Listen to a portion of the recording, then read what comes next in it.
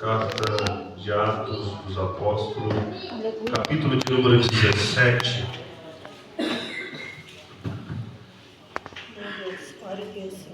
Aleluia, glória a Deus. Atos dos Apóstolos, capítulo de número 17, versículo de número 23. Aleluia, glória a Deus.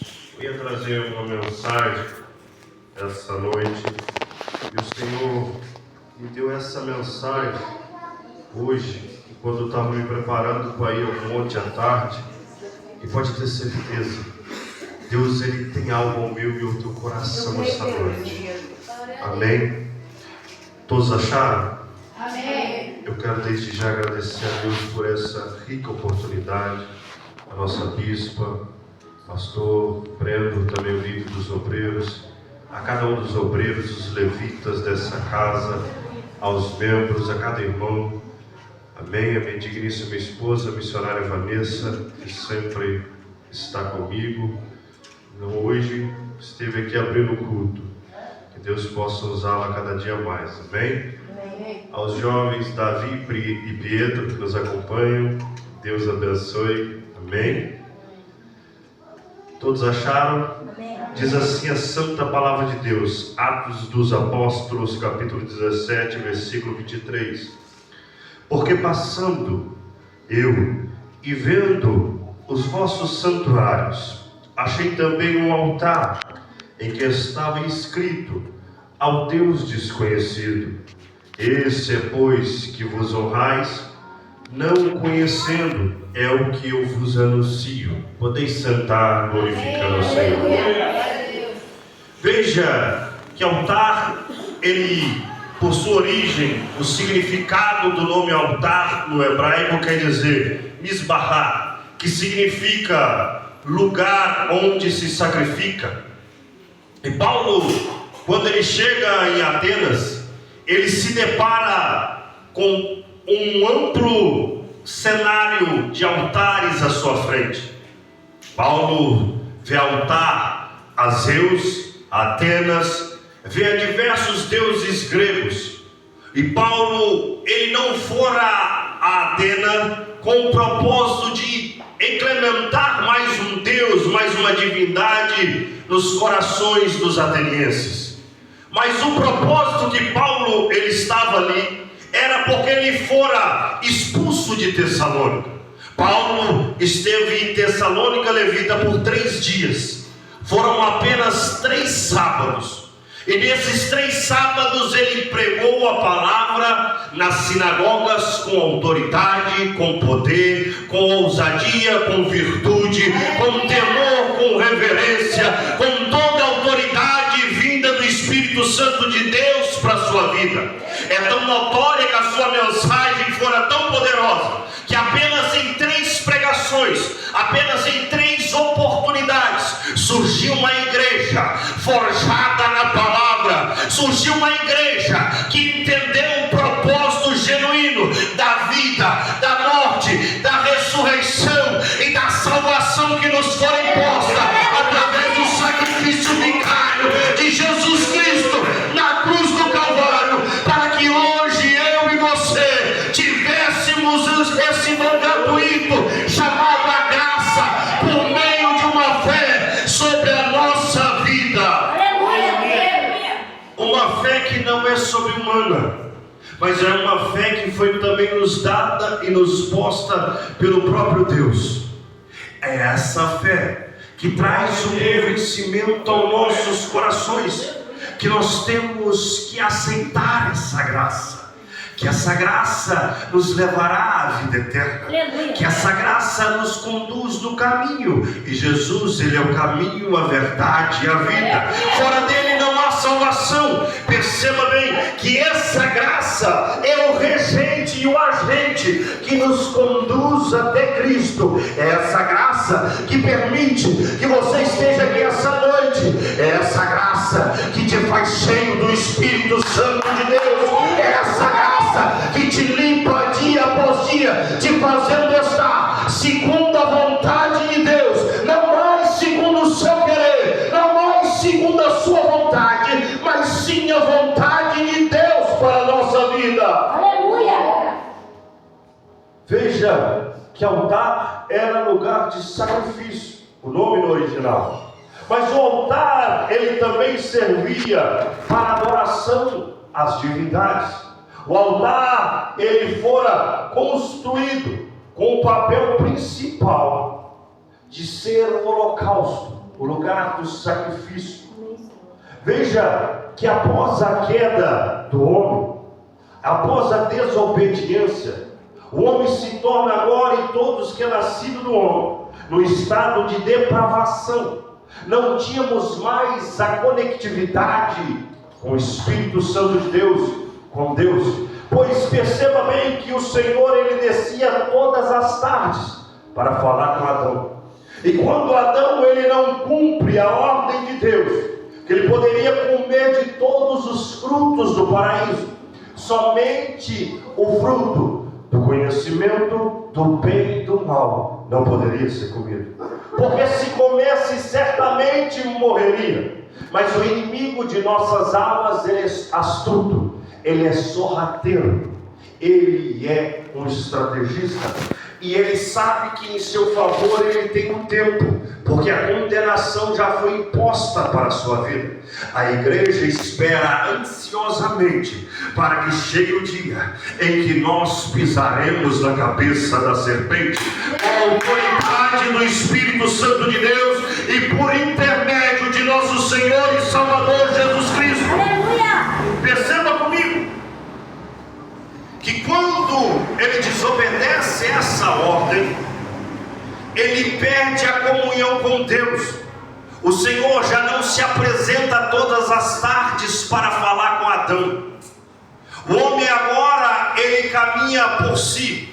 E quando ele caminha por si, ele tem que achar meios e maneiras de chamar a atenção de Deus, de trazer o favor de Deus de volta para a sua vida. Era impossível e é impossível que o homem consiga isso sem a presença de Deus na sua vida. Entenda bem que o Senhor, sabendo disso, ele faz uma promessa estabelecida em Gênesis 3,15: e do ventre da mulher nascerá aquele que pisará a cabeça da serpente, esmagará a tua cabeça e ela ferirá o seu calcanhar.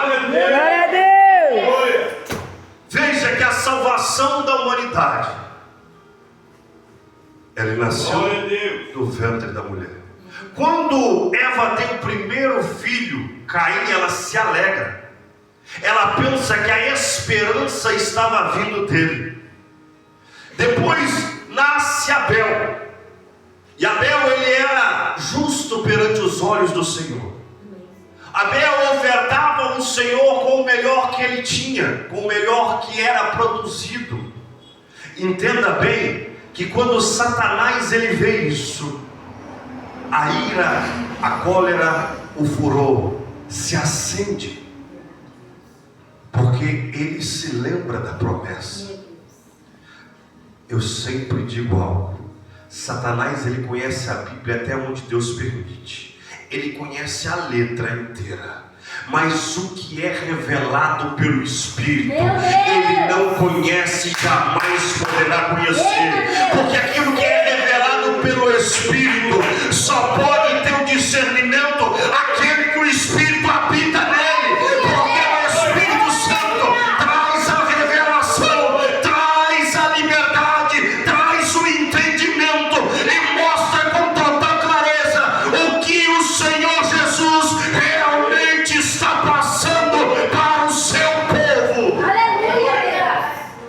É não sabendo que ele manda matar todos os meninos, é não sabendo que ele cresce a ira no coração de Caim e mata Abel, é não sabendo que quando os hebreus começam a se multiplicar no Egito, ele manda matar todos os meninos homens.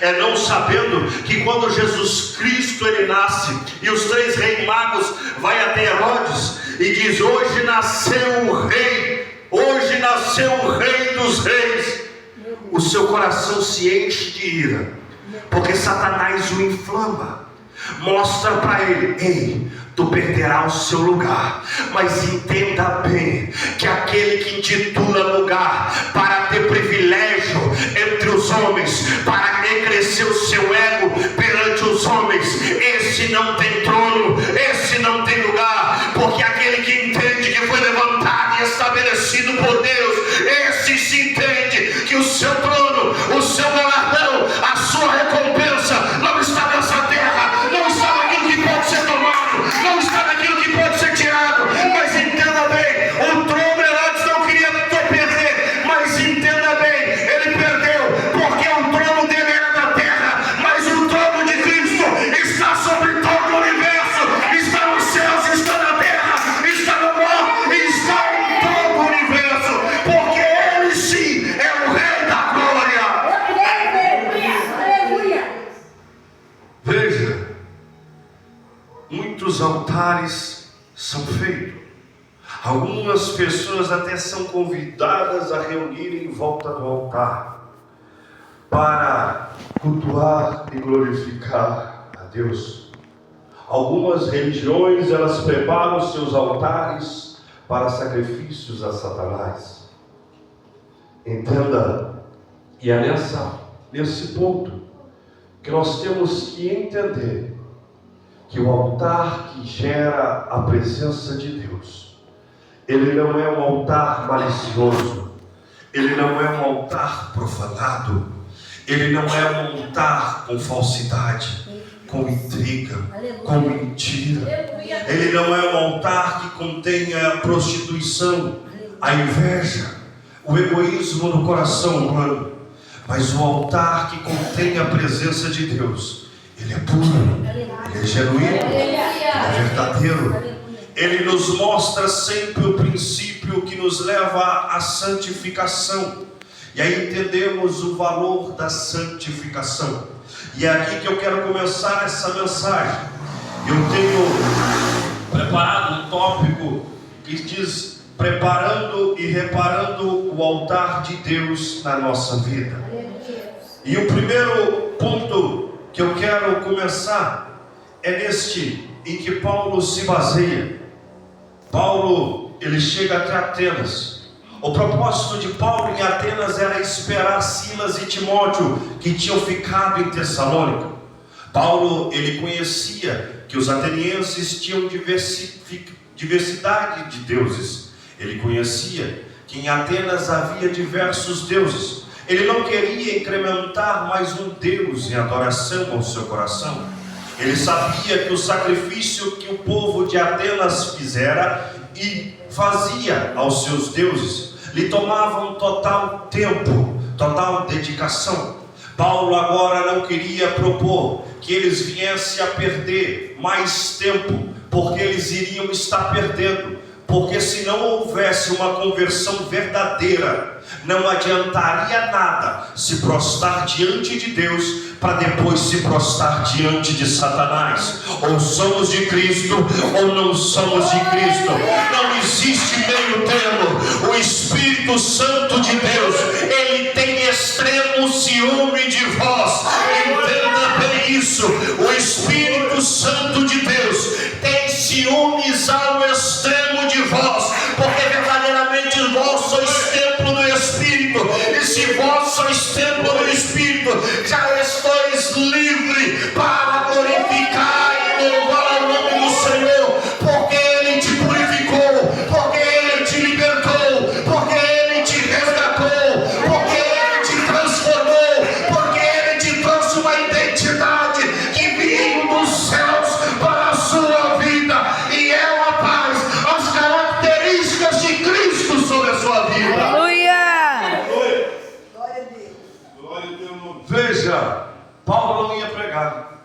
Só que quando ele começa a andar pela cidade, ele olha: Zeus, Atenas, Diana, Apolo. Ele vai vendo vários deuses. E de repente, ele depara com um altar que não tem imagem alguma, mas há uma descrição: Agnos Theal, ao Deus desconhecido. Quando Paulo, ele olha esse nome, Agnos Theal, ao Deus desconhecido, o seu coração se preenche da graça de Deus por completo. Porque todo homem, toda mulher que for chamados por Deus, quando lhe é posta uma oportunidade, eles jamais se calarão. Eles entenderão que há uma necessidade de confronto naquele momento. Porque se a oportunidade lhe for dada, Deus, Ele quer manifestar a sua glória. Porque vidas serão resgatadas, porque vidas serão transformadas, e o nome do Senhor será glorificado através da sua vida. Eu creio, Deus. Paulo, ele se depara com aquela cena, e quando ele vê aquele altar, ele está no centro da cidade, no meio da praça. Ele não se contém e começa a pregar. Quando o povo de Atenas vê Paulo pregando acerca de Cristo, da sua morte, da sua crucificação, o preço genuíno do sangue no Calvário, que nos trouxe a graça de Deus, que nos trouxe o perdão, que nos trouxe a liberdade. Ele começa a falar agora de quando ele sobe a súbita aos céus após a sua ressurreição. Quando eles ouvem Paulo anunciar-lhes essas palavras, eles começam a gritar que Paulo era tagarela, que Paulo ele estava propondo mais esforços a eles. Só que chama a atenção que os eruditos das cidades, os homens sábios, os filósofos, os homens que discutiam assuntos relevantes para o seu povo, agora convida Paulo para ir até o Areópago de Platão, aonde Platão, Sócrates, grandes filósofos, debateram as suas filosofias e as suas ideias à humanidade. Veja que quando Paulo é chamado, ele ouve as suas ideias primeiro, depois é lhe imposta uma oportunidade. E quando Paulo tem essa oportunidade, eles querem entender quem era aquele Deus que Paulo estava falando. Eles começam a questioná-lo. Tu viras o tanto de Deus que nós temos, agora tu quer trazer mais um, quem é esse? E ele vai dizer: eu não vim com o propósito de trazer mais uma divindade aqui não. O meu propósito estava estabelecido em esperar os meus filhos na fé, Silas e Timóteo. Só que como servo autêntico, como servo genuíno de Cristo, eu entendo o preço que foi pago por mim na cruz do Calvário. Eu entendo que quando a oportunidade é me dada, eu não posso me calar. Quando a oportunidade é me dada, eu tenho que anunciar que o meu Deus é único, que o meu Deus vive, que Ele é a salvação. Aleluia, Deus. E o que eu trago ao coração de vocês, de veras é conhecido, não é desconhecido em Atenas. Esse altar que tem por nome Agnostheon, ao Deus desconhecido. Vocês acham que Ele não está aqui? É esse Deus a quem eu vos prego, que morreu por nós, Amém, Jesus. ao terceiro dia ressuscitou, desceu às partes baixas, pregou. Mas pregou o que se todos estavam mortos? Paulo vem dizendo: onde está a morte, o teu aguilhão? Porque Cristo venceu a morte. Pedro vem dizendo na sua epístola, e ele pregou o testemunho da sua vitória, e ele pregou o testemunho de que todos aqueles que verdadeiramente nele creem já não mais serão condenados, mas serão salvos para todo eterno sempre. Esse Deus é quem eu vos prego. E Paulo, como um bom teólogo, ele não estuda somente a história bíblica, mas ele estuda a história da humanidade. Ele estuda os fatos que aconteceram pelo mundo. Paulo se preocupa com o cotidiano à sua volta. E Paulo vem dizendo: esse altar foi estabelecido 600 anos antes desse meu Cristo, que hoje eu vos apresento e vos prego. Vim aqui à terra. Houve um surto epidêmico em Atenas. Muitas pessoas morreram. Pessoas estavam enlutadas. Sepulcros já não cabiam mais pessoas. Os corpos estavam espalhados pela praça. O povo desesperado, missionária, não tinha quem recorrer. Os magos tentaram de todas as formas e nada foi feito. Eles clamaram as suas diversidades de deuses, mas nenhum deles poderia fazer, porque tinha ouvido, mas não ouve, tinha olhos, mas não vê, tem boca, mas não fala, tem pés, mas não andam, tem mãos, mas não pode apalpar, não passam de esculturas, imagens feitas por homens. Mas o Deus que Paulo estava pregando, esse sim é o Rei da Glória, esse sim é Redentor de poder e autoridade. E quando a esperança se esvaziou, quando parecia não ter mais solução, o rei agora manda chamar um homem cujo nome era Epiminondas. Estava em Creta. Ele dá ordem que fosse atrás dele e trouxesse ele para Atenas. Quando ele chega, o seu primeiro dia é passear pela cidade, para entender o que de fato estava acontecendo. Quando ele vê aquele cenário de depravação total, aquele cenário de desilusão, a morte encadeada, e parecia que não ia mais parar, parecia que era um ciclo sem fim de morte, parecia que era o fim de Atenas. Ele caminha e ele vai te pedir uma intervenção divina. Mesmo sem conhecer o Senhor fala em seu coração: ei, ordena que eles chamem os pedreiros, eles preparem o altar. E quando eles preparem o altar, vocês agora coloquem as ovelhas nos pastos, mas pastos verdejantes, grama boa, agradável, atraente aos olhos dela. Mas primeiro elas ficaram 3 dias sem se alimentar. Passado o 3º dia, solte-as no pasto. Quando ele soltar as ovelhas, aquelas que não comeram da grama, mas se deitaram, essas serviram para o sacrifício. E quando eles sacrificaram, o mesmo sacrifício que estava sendo feito em Atenas, era o sacrifício que era feito em Jerusalém. O mesmo Deus que estava sendo rogado e pedido misericórdia em Atenas, era o Deus que atendia misericórdia em Israel. Mesmo sem eles o conhecer, Deus se apresentou para trazer a graça, Deus se apresentou para trazer a misericórdia, Deus se apresentou para lhes trazer a solução. Aleluia, Deus. Santo é teu nome. Nós estamos aqui essa noite é porque Ele se apresentou a nós para nos trazer essa graça, para nos trazer a misericórdia, para nos trazer a solução. Aleluia, Deus. E o altar do verdadeiro sacrifício foi feito. Aquele surto parou. E quando o rei chegou e perguntou a Epiminondas: qual é o nome desse Deus?